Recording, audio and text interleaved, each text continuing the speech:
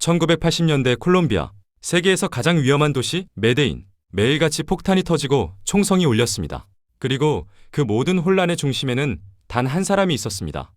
그는 한 나라의 정부를 위협했고 미국을 상대하며 심지어는 신처럼 군림했습니다. 오늘 우리는 세상에서 가장 악명 높았던 마약왕 파블로 에스코바르의 삶을 파헤쳐봅니다. 1949년 12월 1일 콜롬비아의 작은 마을 리오네그로, 파블로 에밀리오 에스코바르 가비리아가 태어납니다. 그의 아버지는 농부였고 어머니는 초등학교 교사였죠. 가난했지만 평범했던 가정. 하지만 파블로는 일찍부터 돈에 대한 욕망이 남달랐습니다. 그는 친구들에게 이렇게 말했습니다. 나는 부자가 되지 않으면 아무것도 되지 않겠어. 청소년 시절 그는 학교를 중퇴하고 거리로 나섭니다. 자동차를 훔쳐 팔고 비석을 훔쳐다 재판매하던 소년. 바로 이때부터 그는 불법을 합법처럼 만드는 법을 배웠습니다. 1970년대 초 콜롬비아는 코카잎 재배의 천국이었습니다.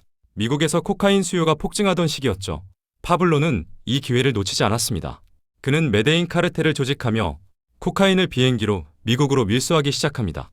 매일 밤마다 코카인은 마이애미로 날아들었고 그 돈이 다시 콜롬비아로 흘러들었습니다. 하루 매출 약 6천만 달러. 그는 돈을 숨길 데가 없어 들판에 묻어두었고 그 돈을 지키기 위해 쥐와 곰팡이와 싸워야 했습니다.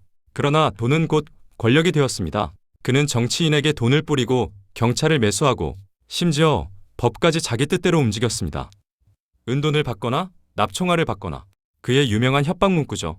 플라타 오 플로모. 돈이냐 총알이냐. 파블로는 단순한 범죄자가 아니었습니다. 그는 국가를 운영하는 범죄자, 마약으로 제국을 세운 왕이었습니다. 1980년대 에스코바르는 단순한 마약상이 아니었습니다. 그는 메데인 주민들에게 주택을 지어주고 축구장을 만들고 빈민가 아이들에게 장학금을 주었습니다. 사람들은 그를 로빈 후드라고 불렀죠. 하지만 동시에 그는 악마였습니다.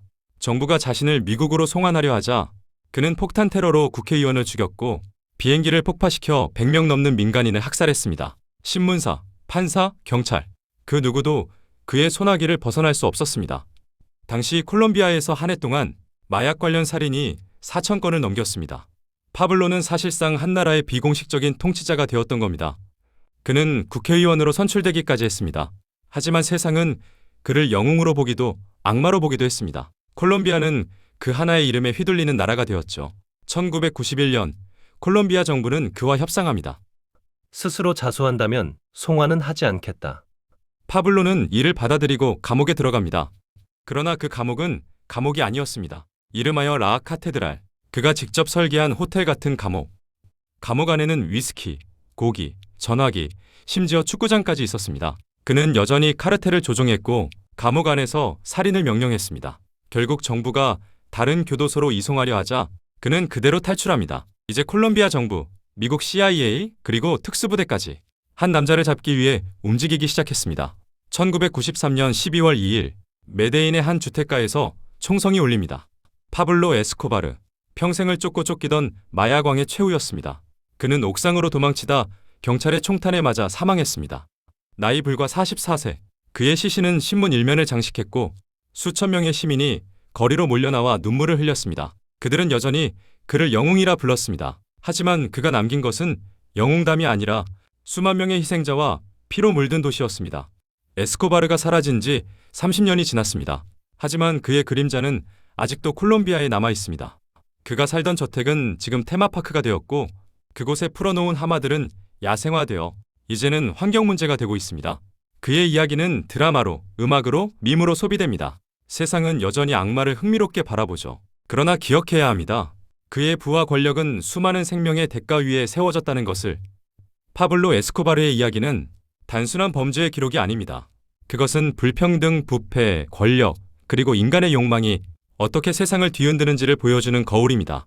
우리는 오늘 다시 물어야 합니다. 지금 우리의 세상에도 또 다른 에스코바르는 존재하지 않는지를. 지금까지 파블로 에스코바르, 세상을 지배한 남자 편이었습니다. 다음 영상에서는 또 다른 범죄의 이면, 그리고 인간 심리의 어두운 단면을 다룹니다.